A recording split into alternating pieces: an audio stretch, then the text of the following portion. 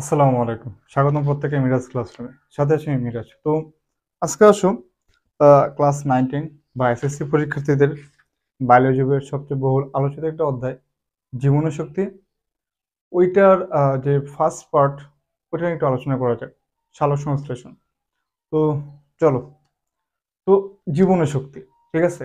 অধ্যায়টা নামটা যদি একটু চিন্তা ভাবনা করো, জীবনী শক্তি, একটু বোঝো। আমি তোমারে আহ, বইটা পড়াবো না, তুমি ভাবো যে তোমার একটা এলাকার বড় ভাই তোমার পড়াইতেছে, জাস্ট বোঝাইতেছে তোমার কিছু বিষয়।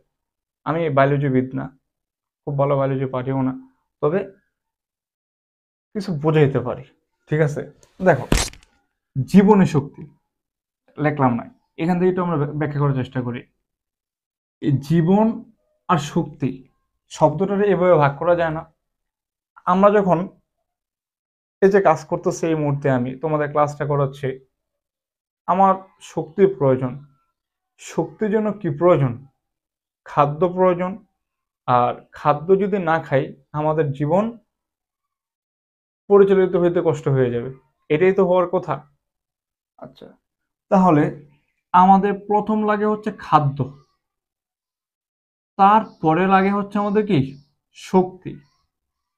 ঠিক এই অধ্যায়টা এরকম ভাবে দুই ভাগে ভাগ করছে, যেখানে আমরা জীবন আর জীবনের শক্তি নিয়ে কাজ করব, কথাবার্তা বলবো।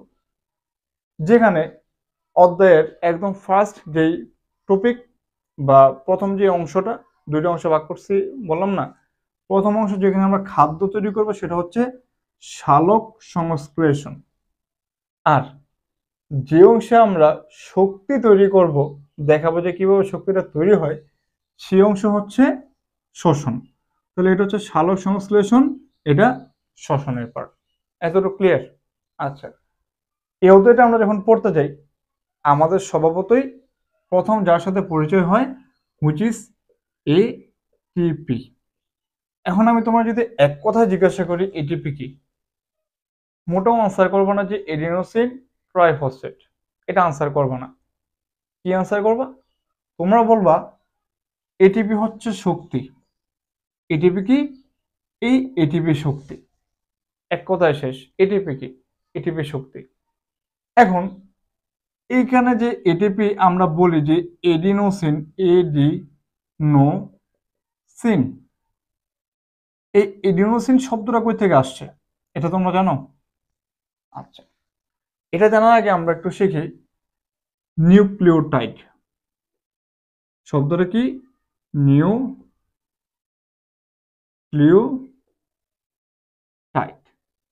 নিউক্লিওটাইড তিনটা উপাদান দ্বারা তৈরি। খুবই সিম্পলি বোঝার চেষ্টা করো, কয়টা উপাদান? তিনটা। উপাদান নাম্বার এক, ফসফেট। কি? ফসফেট। দুই, নাইট্রোজেন বেস। আরেকটা কি? আরেকটা হচ্ছে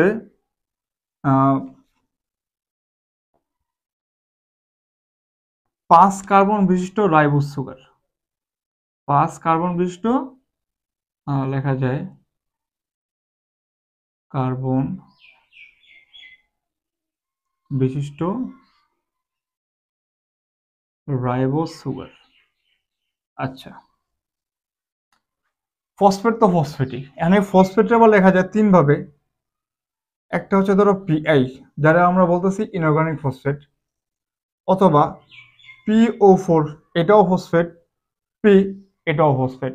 নাইট্রোজেন বেস আবার দুই ধরনের, দুই ভাগে ভাগ করছে, একটা হচ্ছে পিউরিন আর একটা হচ্ছে পাইরিমিডিন। আমরা এত কিছু দিকে যাব না।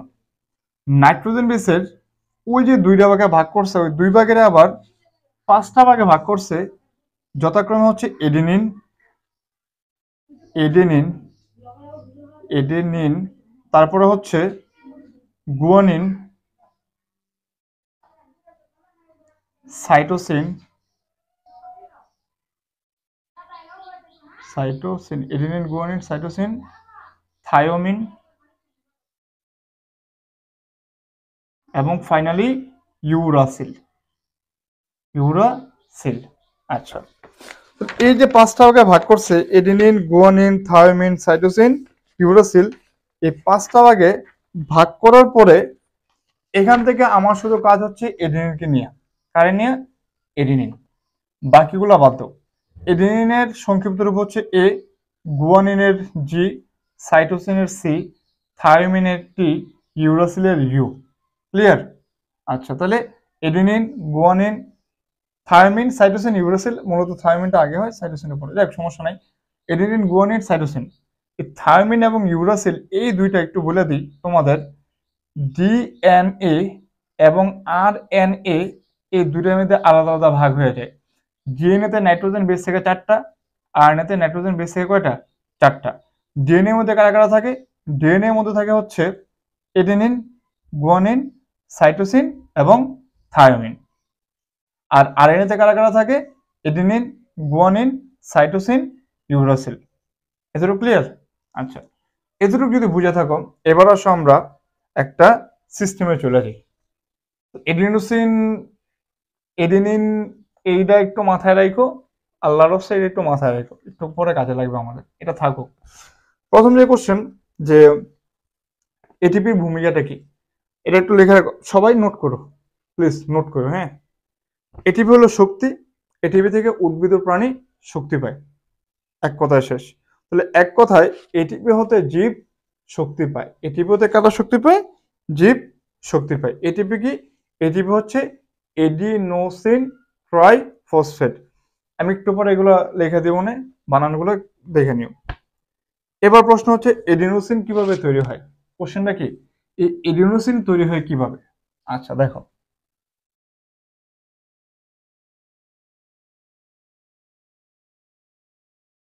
আচ্ছা এটা হচ্ছে 5 কার্বন বিশিষ্ট, এই যে এটা রাইবোজ সুগার, তার নাম কি? 5 কার্বন বিশিষ্ট রাইবোজ সুগার। আচ্ছা, এখন এখানে কয় কার্বন? 5টা কার্বন বিশিষ্ট রাইবোজ সুগার। রাইবোজ সুগারের সাথে আমি যদি যুক্ত করি কারে? যুক্ত করে আমি ধর এডেনিনটা যুক্ত করলাম, তাহলে এখানে ribose sugar plus adenine, adenine যুক্ত করলে তৈরি হয় এডিনোসিন। তাহলে এডিনোসিন কোথেকে তৈরি হয়? 5 কার্বন বিশিষ্ট রাইবোজ সুগারের সাথে যদি নাইট্রোজেন বেস এডিনিন যুক্ত হয়, তাকে আমরা বলছি এডিনোসিন। এডিনোসিন কিভাবে তৈরি হয়? ক্লিয়ার? আচ্ছা, এটা গেল। পরের প্রশ্ন হচ্ছে নিউক্লিওসাইড কি? আচ্ছা, এডিনিন হচ্ছে, এডিনোসিন হচ্ছে নিউক্লিওসাইড। এটা একটা কি? নিউক্লিওসাইড।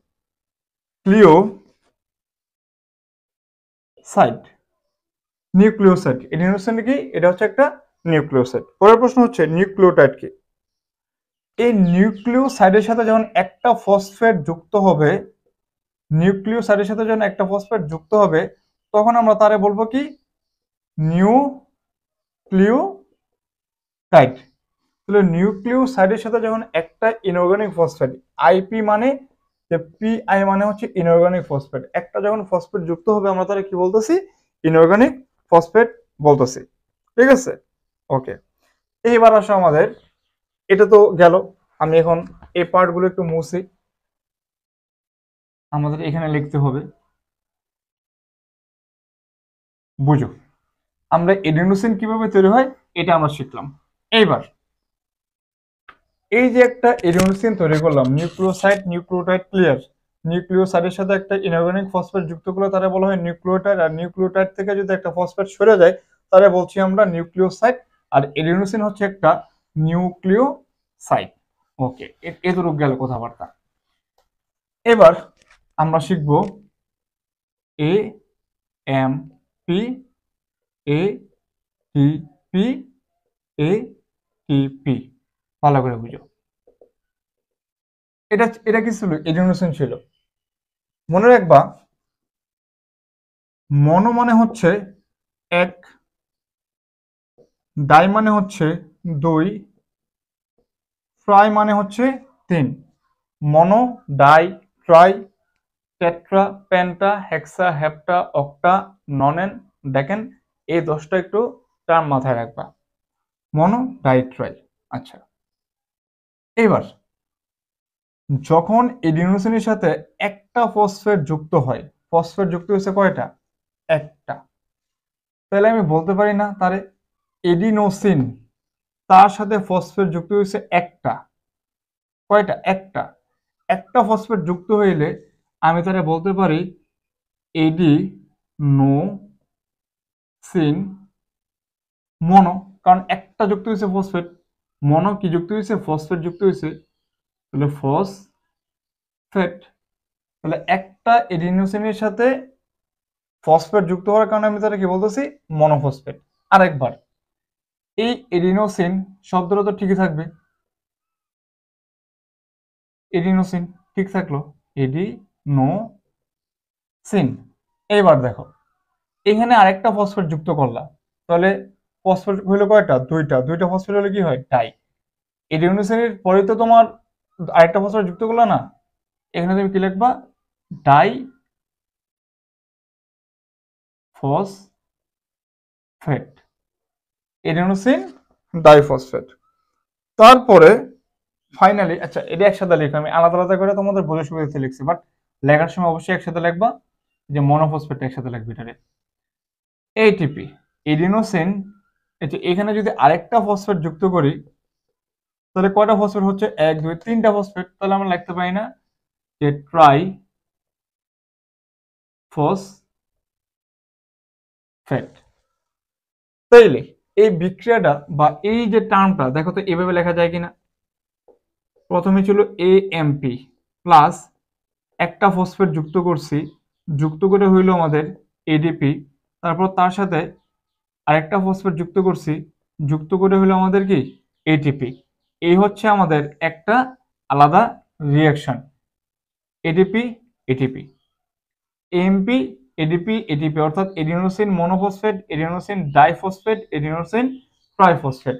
বলো এতটুকুর মধ্যে কার কোনো সমস্যা থাকার কথা? আমার মনে হয় এতটুকু কারো সমস্যা থাকার কথা না। ঠিক আছে, এতটুকু আশা করে বোঝাতে পারছি। এরপরে দেখো আমরা মাথায় রাখবো এটিপিতে জমাকৃত শক্তির পরিমাণ 7.3 কিলো ক্যালোরি। এটিপিতে জমাকৃত শক্তির পরিমাণ কি? 7.3 কিলো ক্যালোরি। এতটুকু ক্লিয়ার? ওকে। এরপর আমাদের বহুল আলোচিত দুইটা সংজ্ঞা, একটা হচ্ছে ফসফোরাইলেশন, পিএইচওএস।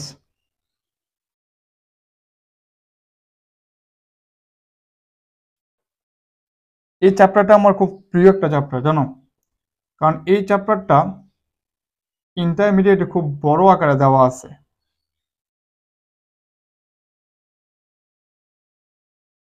একটা হচ্ছে ফসফোরাইলেশন আর একটা হচ্ছে ডিফসফোরাইলেশন। ভালো করে বুঝো, এই যে এতটুকু বিক্রিয়াটার উপরেই সবকিছু ডিপেন্ড করে। এডিপির সাথে যদি, এটা বাংলায় লেখো তোমরা, অবশ্যই বিক্রিয়াটা লিখবা। এডিপির সাথে যদি একটা ইনঅর্গানিক ফসফেট যুক্ত করে এটিপি তৈরি করে, তাকে বলা হচ্ছে ফসফোরাইলেশন। একটু মাথায় রাখবা, এই প্রক্রিয়ায় বাইরে থেকে শক্তি দিতে হয়, তাই শক্তি উৎপন্ন হয়। এই প্রক্রিয়া কি করতে হয়? ফসফোরাইলেশন প্রক্রিয়ায় শক্তি বাইরে থেকে দেওয়া লাগে, এটা একটু মাথায় রাখবা।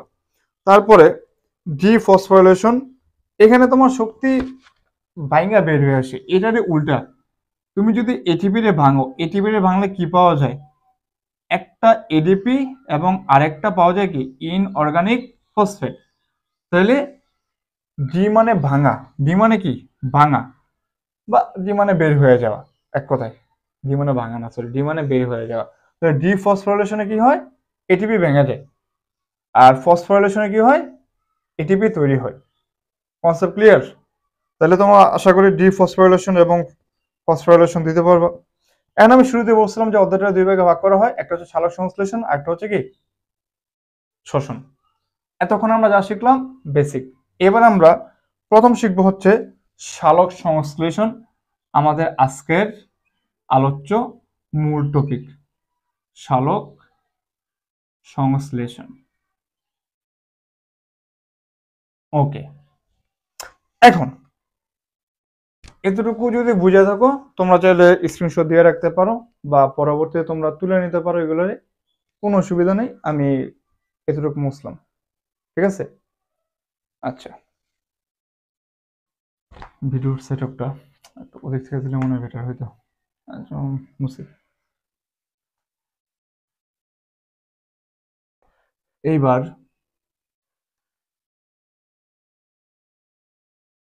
দেখো, খেয়াল করো একটু।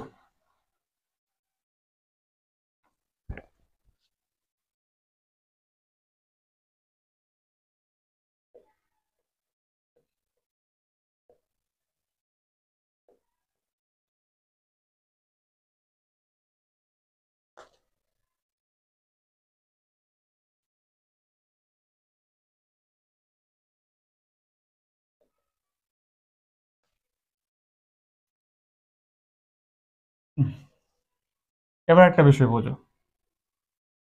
ধরো একটা পানির পাত্র, একটা পাত্র, এখানে ওয়াটার আছে, কি আছে? পানি আছে। এবার তুমি পানির মধ্যে কার্বন ডাইঅক্সাইড ছাড়ো।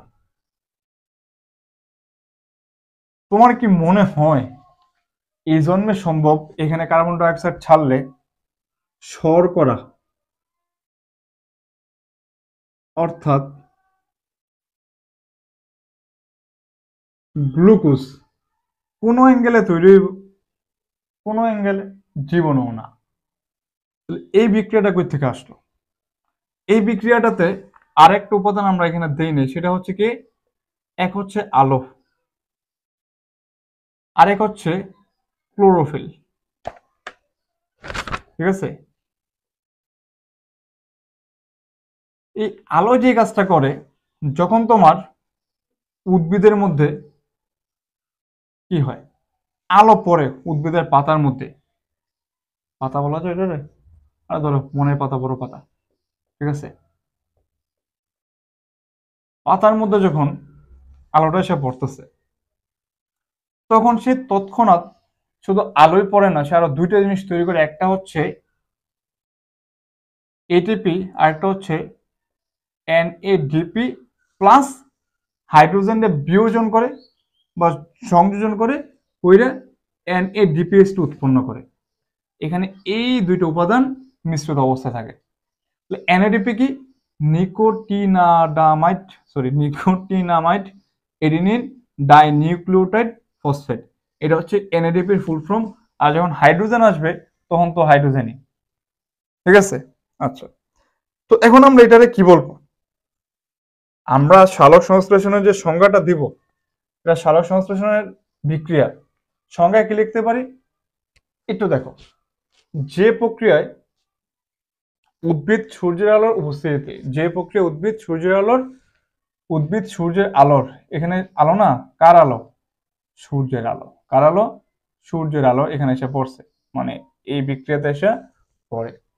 যে প্রক্রিয়া উদ্ভিদ সূর্যের আলোর উপস্থিতিতে ক্লোরোফিলের সাহায্যে, উপরে যে থাকো তার উপস্থিতি, নিচে যে থাকো তার সাহায্যে পানি, অক্সিজেন এবং শর্করা জাতীয় খাদ্য প্রস্তুত করে, তাকে সালোক সংশ্লেষণ বলে।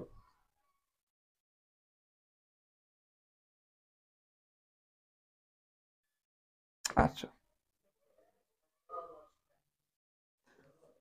এখন সংজ্ঞাটা কিভাবে লিখবা আরেকবার লেখো। যে প্রক্রিয়ায় উদ্ভিদ সূর্যের আলোর সাহায্যে ক্লোরোফিলের উপস্থিতিতে পানি এবং কার্বন ডাইঅক্সাইড দ্বারা শর্করা জাতীয় খাদ্য প্রস্তুত করে, তাকে সালোক সংশ্লেষণ বলে। আবারও বলি, যে প্রক্রিয়ায় উদ্ভিদ সূর্যের আলোর উপস্থিতিতে ক্লোরোফিলের সাহায্যে পানি এবং কার্বন ডাইঅক্সাইড দ্বারা শর্করা জাতীয় খাদ্য প্রস্তুত করে, তাকে সালোক সংশ্লেষণ বলে। এরপরে বিক্রিয়াটা দিয়ে দিবা। তোমার যদি কয়ের জন্য থাকে একে এক পাই যাবা, যদি ক্ষয়ের জন্য থাকে বিক্রিয়া দিলে 2 কনফার্ম পাইবা। ক্লিয়ার? কঠিন লাগলো? আচ্ছা, আল্লাহু আকবার। এবার আসো, এই সালোক সংশ্লেষণে 2 ভাগে ভাগ করছে। একটা হচ্ছে লাইট ডিপেন্ড ফেজ বা আলোক পর্যায়, আরেকটা হচ্ছে লাইট ইন্ডিপেন্ডেন্ট ফেজ বা আলোক নিরপেক্ষ পর্যায়। এখন আলোক পর্যায়ে কি হয়, এক কথায় মাথা রাখবা, আলোক পর্যায়ে এ T P O N A ডিপিএস2 উৎপন্ন হয়। যদি কোশ্চেন করে যে আলোক পর্যায়ে কি হয়, আলোক পর্যায়ে এই দুইটা শক্তি উৎপন্ন হয়। এটিপি কি? এটিপি হচ্ছে শক্তি। আর এই যে এডিপি, এডিনোসিন ডাইফসফেট, এটা থাকে হচ্ছে ক্লোরোফিলে। তাহলে ক্লোরোফিলে কি থাকে? ক্লোরোফিলে থাকে হচ্ছে এডিনোসিন ডাইফসফেট থাকে। পারবা না ইনশাল্লাহ? পারবা। এবার আসো ফটোফসফোরাইলেশন। কোশ্চেন লেখো সবাই যে ফটো ফসফোরাইলেশন। ফটোফসফোরাইলেশন কি? এখন ফটো যখন শব্দটা তোমার থাকতেছে, মাথায় রাখবা এখানে হচ্ছে আলো আছে। ফটো থাকলে কি হবে? আলো আছে। আর সংজ্ঞাটা, আর এটা কি? এডিপি প্লাস ইনঅর্গানিক ফসফেট, এই যে আলো, আর ক্লোরোফিল নিচে যা আছে ওটার মতো দিয়ে দেবা, ক্লোরোফিল দিয়ে দেবা, তাহলে কি উৎপন্ন হবে? এটিপি উৎপন্ন হবে। তাইলে এখানে কি লিখবা? সালোক সংশ্লেষণের, এটা সালোক সংশ্লেষণের একটা পর্যায় না? সালোক সংশ্লেষণের আলোক পর্যায়ে বা সালোক সংশ্লেষণের যে পর্যায়ে সূর্যের আলো এবং ক্লোরোফিলের সাহায্যে এটিপির সাথে ইনঅর্গানিক ফসফেট যুক্ত হইয়া এটিপি তৈরি করে, তারা বলা হয় ফটোফসফোরাইলেশন। বেশি বড় হয়ে গেছে? অথবা ছোট করো। যে সালোক সংশ্লেষণের আলোক পর্যায়ে এটিপি থেকে এটিপি তৈরি হয়, সালোক সংশ্লেষণের আলোক পর্যায়ে এটিপি থেকে এটিপি তৈরি হয়, তাকে বলা হয় ফটোফসফোরাইলেশন। আরেকটা হচ্ছে ফটোলাইসিস, ফটো আলোর সাহায্যে। তাহলে এখানে কি লিখবো? আমি একটু তোমার সংজ্ঞাটা আচ্ছা আগে লিখে দাঁড়াও। এসে পানি, আলো, ক্লোরোফিল, ঠিক আছে। এরপরে এনে 2 অণু হাইড্রোজেন, অর্ধেক হচ্ছে অক্সিজেন, 2টা ইলেকট্রন। এবার সংজ্ঞাটা দেখো আমি কি বলি, একটু লেখো সবাই। সালোক সংশ্লেষণে আলোক পর্যায়ে সূর্যের আলোর উপস্থিতিতে পানির অণু বিয়োজিত হয়, বিয়োজিত হয়ে হাইড্রোজেন, অক্সিজেন এবং ইলেকট্রন এ রূপান্তরিত হয়। এই প্রক্রিয়াই হচ্ছে ফটোলাইসিস। আরেকবার দেখো, সালোক সংশ্লেষণে আলোক পর্যায়ে সূর্যের আলোর উপস্থিতিতে পানির অণু বিয়োজিত হয়, মানে ভাঙা যায়। তাহলে কি বলতেছি? সালোক সংশ্লেষণের আলোক পর্যায়ে আলোক পর্যায়ে পানির অণু বিয়োজিত হয়, পানির অণু বিয়োজিত হয়ে হাইড্রোজেন, অক্সিজেন এবং ইলেকট্রনে রূপান্তরিত হয়। এই প্রক্রিয়া হচ্ছে ফটোলাইসিস। ফটোলাইসিস প্রক্রিয়ায় উৎপন্ন ইলেকট্রন ক্লোরোফিলের মধ্যে থাকা NADP কে বিয়োজিত করে NADPH2 উৎপন্ন করে। আরেকবার বলি, ফটোলাইসিস প্রক্রিয়ায় উৎপন্ন ইলেকট্রন ক্লোরোফিলের মধ্যে থাকা NADP কে বিজড়িত করে এবং NADPH2 উৎপন্ন করে। আচ্ছা, আমি এতক্ষণ যা বলছি জানি না যে বোর্ডে আসলে কতটুকু দূরত্বে দেখা যাবে। দাঁড়াও, তোমরা চাইলে দেখা যায়।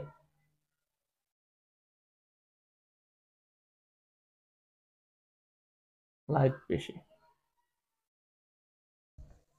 দেখো চাইলে স্ক্রিনশট দিয়ে রাখতে পারো এটার, বা আমি তোমাদের কতক্ষণ ভিডিওর কয় মিনিট হইলো? এটা 23 মিনিট নাকি? ভিডিওর 24 মিনিট থেকে 25 মিনিটের মাঝখানে যে কয়েকটা পেজ আমি পড়াইলাম, আমি তোমাদের স্ক্রিনশট দিয়ে দেবো না, এখানে সাইডে থাকবে না, এই জায়গায়, ঠিক আছে? আচ্ছা, এটা গেল। এখন দেখো, আমরা ফটোফসফোরাইলেশন দেখলাম, ফটোলাইসিস দেখলাম, NADP কে তোমার পানি অণু বিয়োজিত করে বা ফটোলাইসিস প্রক্রিয়ায় উৎপন্ন ইলেকট্রন ক্লোরোফিলের মধ্যে থাকে NADP কে বিয়োজিত করে NADPH উৎপন্ন করে, এতটুকু দেখলাম। এখন এই তিনটা সংজ্ঞা মিলাইয়া হয়েছে কি সালোক সংশ্লেষণে আলোক পর্যায়ে বর্ণনা। ভিডিওর এইখানে আলোক পর্যায়ে বর্ণনা দেওয়া আছে, আমি বলতেছি তোমরা একটু মিলিয়ে নাও, ঠিক আছে? দেখো, প্রথমে তোমার দেওয়া আছে হচ্ছে বিক্রিয়াটা এটিপি প্লাস ইনঅর্গানিক ফসফেট, উপরে আলো, নিচে ক্লোরোফিল, এটিপি।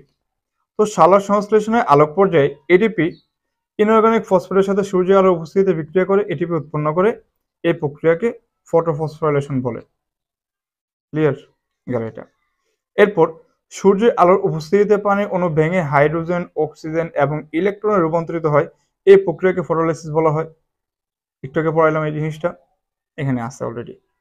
তারপরে ফটোলাইসিস প্রক্রিয়ায় উৎপন্ন ইলেকট্রন ক্লোরোফিলের মধ্যে থাকা এনএডিপিকে বিজড়িত করে NADPH2 উৎপন্ন করে। এভাবে এটিপি ও NADPH2 উৎপন্ন হওয়ার মাধ্যমে সালোক সংশ্লেষণের আলোক পর্যায়টি সম্পন্ন হয়। এই হচ্ছে আমার সাইডে থাকা মোবাইল স্ক্রিনে স্ক্রিনে সালোক সংশ্লেষণের আলোক পর্যায় বর্ণনা। এখানে অলরেডি তোমাদের ফসফোরাইলেশন এবং নিচে যে কথাটা অতিরিক্ত আমি বললাম তা দেয়া আছে। আশা করি এতটুকু বুঝতে পারছো। এতটুকু ক্লিয়ার তো সবার? ক্লিয়ার? ওকে। তাইলে এবার আমরা যাব আরেকটা জায়গায়, সেটা হচ্ছে সালোক সংশ্লেষণের আলোক পর্যায় বর্ণনা। এখন এই ভিডিওতে আবারও মোবাইল স্ক্রিনে আমি এই C3 চক্রটা আমি এখানে দিচ্ছি। দেখো, তোমরা চাইলে নাও দিতে পারি, এটা আঁকি বুঝে ফেলানো যায়। আসলে এটা আঁকি, আমার সাথে সাথে তোমরা চাইলে আঁকো।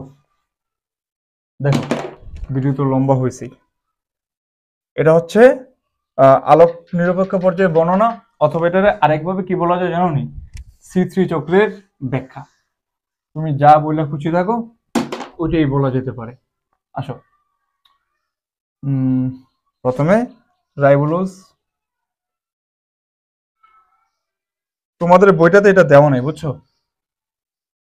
রাইবোলোজ 1,5 ডাই বা বিস, ডাই মানেও 2, বিস মানেও 2, ঠিক আছে? ডাই বা বিস ফসফেট। মাথায় রাখবো, এটা থাকে হচ্ছে ক্লোরোফিলে। এটা কোথায় থাকে? এটা থাকে ক্লোরোফিলে। তার সাথে কার্বন ডাইঅক্সাইড যুক্ত হয়। কার্বন ডাইঅক্সাইড যুক্ত হয়ে তোমার তৈরি করে হচ্ছে কিটো অ্যাসিড। কি তৈরি করে? কিটো অ্যাসিড। আচ্ছা, এরপরে কিটো অ্যাসিড হচ্ছে অস্থায়ী। অস্থায়ী হওয়ার জন্য এটা যখন তৈরি হয়, তৈরি হওয়ার সাথে সাথে ভেঙে যায়। অস্থায়ী এবং সাথে সাথে কি হয়? ভেঙে যায়। তারপরে এটা আবার ভাঙা দুইভাবে হয়, 3PGA। 3PGA, PGA মানে হচ্ছে ফসফো গ্লিসারাইলিক অ্যাসিড।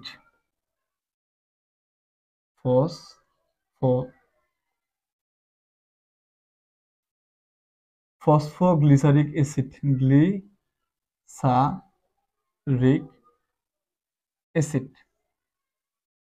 এটা 3PGA। তার সাথে তোমার যুক্ত হয় আলাদা আলাদাভাবে এই দুইটা। এটা আমরা কোথায় জানি পাইছিলাম? আলোক পর্যায়ে পাইছিলাম। এখন আমরা কি কোনটা পড়তেছি? আলোক নিরপেক্ষ পর্যায়ে বা অন্ধকার পর্যায়ে পড়তেছি। এটা রাত্রেবেলা ঘটে আর কি এই বিক্রিয়াটা। ATP NADPH2, ATP NADPH2।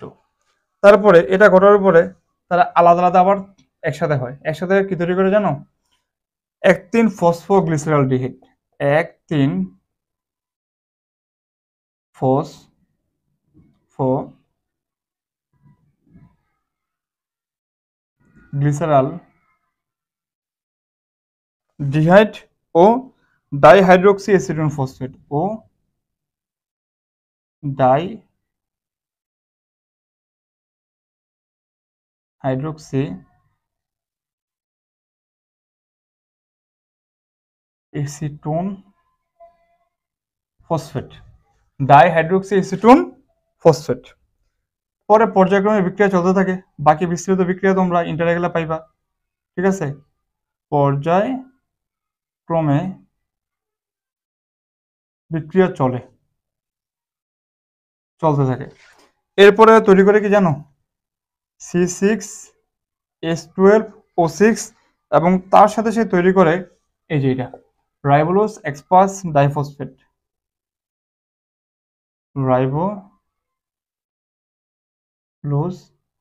এক্সপাস diphosphate. দেখা যায় পুরোটা? আলহামদুলিল্লাহ দেখা যায়। এবার দেখো, আমি একটু শর্টকাটে ব্যাখ্যা দিয়ে দিতেছি। শর্টকাটে না, মানে বিস্তারিত ব্যাখ্যা দিতেছি এটার। তোমরা যদি এটা একটু ভালো করে দেখো, তোমাদের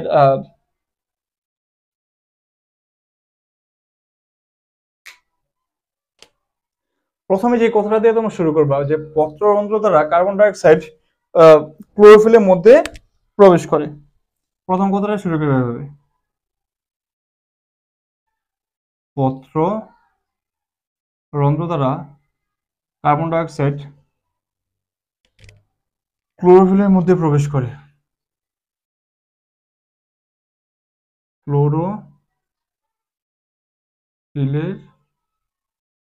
মধ্যে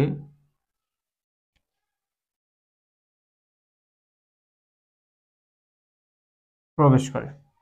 প্রথমে এই কথাটা দিবা। এরপরে পত্ররন্ধ্র দ্বারা কার্বন ডাই অক্সাইড ক্লোরোফিলের মধ্যে প্রবেশ করে, এই কথাটা শুরু করবা লেখাটা। তারপরে লিখবা হচ্ছে ক্লোরোফিলের মধ্যে থাকা রাইবোলোজ 1,5 ডাইফসফেটের সাথে কার্বন ডাই অক্সাইড যুক্ত হয়ে কিটো অ্যাসিড তৈরি করে। কিটো অ্যাসিড অস্থায়ী হওয়ায় সাথে সাথে ভেঙে যায়। মাথায় রাখবা কিটো অ্যাসিড 6 কার্বন বিশিষ্ট। কিভাবে? রাইবোলোজ 1,5 ডাই, এই যে 1,5 মানে এখানে 5টা কার্বন আছে, এখানে একটা কার্বন আছে, 5টা কার্বন একটা কার্বন মিলাইয়া এখানে হচ্ছে 6টা কার্বন।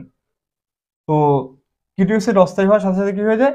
ভেঙে যায়। এরপরে আমি একটু পরে লেখাটা একটু পরে শুরু করো, বা আমি তোমাদের এখানেও এটা এই লেখা আর কি এতটুক দিয়ে দেবো না, মিলাই নিও সবাই, ঠিক আছে?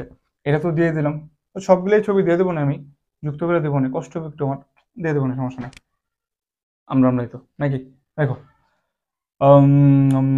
আরেকটা কথা, এখানে দেখো, এখানে 3PGA মানে কি? এখানে কার্বন ছিল কয়টা? কার্বন ছিল 6টা।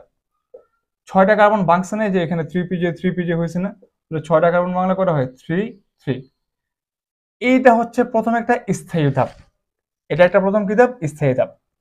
প্রথম স্থায়ী ধাপ হওয়ায় তার নাম অনুযায়ী তার নাম দিয়েছে হচ্ছে C3 সাইকেল। যদি এটা সাইকেলের মতো মনে হয় না, এটা মূলত এইভাবে ঘটে, বুঝছো? অনেক লম্বা, আমি ওইভাবে দিলাম না, চাইলে এইভাবে লিখতে পারতাম, দিলাম না ইচ্ছে করবে ওইভাবে আমি। এটা হচ্ছে বোঝার সুবিধার্থে এটা দিয়ে দাও তোমরা। এখন দেখো, তো কিটো অ্যাসিড অস্থায়ী ভেঙে যায়, তারপর তারা 3PGA তৈরি করে, তার সাথে এটিপি এবং NADPH যুক্ত হয়, যুক্ত হওয়ার পরে এই জিনিসগুলো যুক্ত হয়, ঠিক আছে? এবার তোমরা একটু মিলাও এই চিত্রটার সাথে। তো লিখবা কি? পত্ররন্ধ্র দ্বারা কার্বন ডাই অক্সাইড ক্লোরোফিলের মধ্যে প্রবেশ করে, এটা অলরেডি এখানে দেওয়া আছে। লিখবা হচ্ছে এখানে লিখবা হচ্ছে চিত্র কেলভিন চক্র। তারপরে লিখবা হচ্ছে ক্লোরোফিলের মধ্যে থাকা রাইবোলোজ 1,5 ডাইফসফেটের সাথে বিক্রিয়া করে 6 কার্বন বিশিষ্ট অস্থায়ী কিটো অ্যাসিড উৎপন্ন করে। কিটো অ্যাসিড অস্থায়ী হয়, এটির সাথে সাথে ভেঙে যায়, ভেঙে 3 কার্বন বিশিষ্ট ফসফোগ্লিসারল বা 3PGA উৎপন্ন করে।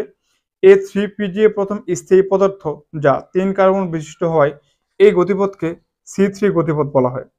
আলোক পর্যায়ে উৎপন্ন হওয়া এটিপি এবং NADPH2 3PGA এর সাথে বিক্রিয়া করে, এই যে 1,3 ফসফোগ্লিসারল ডাইহাইড্রোক্সি এসিটোন ফসফেট যুক্ত করে, তারপর তৈরি করে। এরপর পর্যায়ক্রমে বিক্রিয়া চলতে থাকে, চলতে থাকলে কি হয়? এরপর গ্লুকোজ এবং রাইবোলোজ 1,5 ডাইফসফেট সে তৈরি করে। 6 কার্বন ডাই অক্সাইড থেকে এখনো গ্লুকোজ তৈরি হওয়ার জন্য কেলভিন চক্রের 6 বার ঘুরে। এখন এটা গেল তো কথাবার্তা, ধরো তুমি এত কিছু মনে রাখতে পারতেছো না, স্ক্রিনে যা দেওয়া ছিল তা তুমি এত কিছু মনে রাখতে পারতেছো না, কি করবা? তুমি এটা মাথায় রাখবা। এটা মাথায় রাখলে হবে নাকি? দেখো তুমি লিখতে পারবা, পত্ররন্ধ্র দ্বারা কার্বন ডাই অক্সাইড ক্লোরোফিলের মধ্যে প্রবেশ করে। তারপরে কার্বন ডাই অক্সাইড রাইবোলোজ 1,5 ডাইফসফেটের সাথে যুক্ত হয়ে কিটো অ্যাসিড উৎপন্ন করে, যা অস্থায়ী হয়, সাথে সাথে ভেঙে যায়। ভেঙে যাওয়ার পরে তারা 3PG উৎপন্ন করে, 2 অণু 3PG উৎপন্ন করে। উৎপন্ন করলে এই 2 অণু 3PG এর সাথে এটিপি এবং NADPH2 যুক্ত হয়। 3PG এর সাথে এটিপি NADPH2 যুক্ত হয়ে 1,3 ফসফোগ্লিসারল ডিহাইড ও ডাইহাইড্রোক্সি অ্যাসিটোন ফসফেট তৈরি করে। তারপর পর্যায়ক্রমে বিক্রিয়া করার পরে গ্লুকোজ এবং পুনরায় রাইবোলোজ 1,5 ডাইফসফেট উৎপন্ন করে। উৎপন্ন করলে আবার এখান থেকে এই বিক্রিয়াটা চক্রাকারে তোমার কি হতে থাকে? ঘুরতে থাকে, বুঝছো? আশা করি এতটুকু পারা যাবে। এরপরে তোমার এতটুকু ভালো করে পারলে বাকিটা পারবা। আমি তার সাথে এই যে এরপরে আমি কিছু সম্পূরক 2টা পৃষ্ঠা অ্যাড করে দেবো, 2টা পৃষ্ঠা নোট করবা। ওইখানে আমার বোঝানো তেমন কিছু নাই, এতক্ষণ যদি কথাবার্তা বুঝে থাকো, ওই 2-1টা পৃষ্ঠা তোমরা বুঝে যাবা, খুব ইজিলি বুঝবা, ঠিক আছে? তো আজকের ক্লাস এই অবধি, দেখা হচ্ছে পরবর্তী ক্লাসে। যদি ক্লাসটা না বোঝো, প্লিজ আরো একবার ভিডিওটা দেখো। বারবার এরকম চ্যানেল ঘুরাইতেই পারবা, কিন্তু তোমার বোঝা হবে না, ঠিক আছে? তোমরা যদি চাও, আমি এখন অবধি যে কয়েকটা পৃষ্ঠা আছে প্রত্যেকটা পৃষ্ঠা আমি এখানে যুক্ত করে দিয়ে দেব। ঠিক আছে, দেখা হচ্ছে আমাদের নেক্সট ক্লাসে। টিল দেন, আসসালামু আলাইকুম রহমতুল্লাহি ওয়া বারাকাতুহু।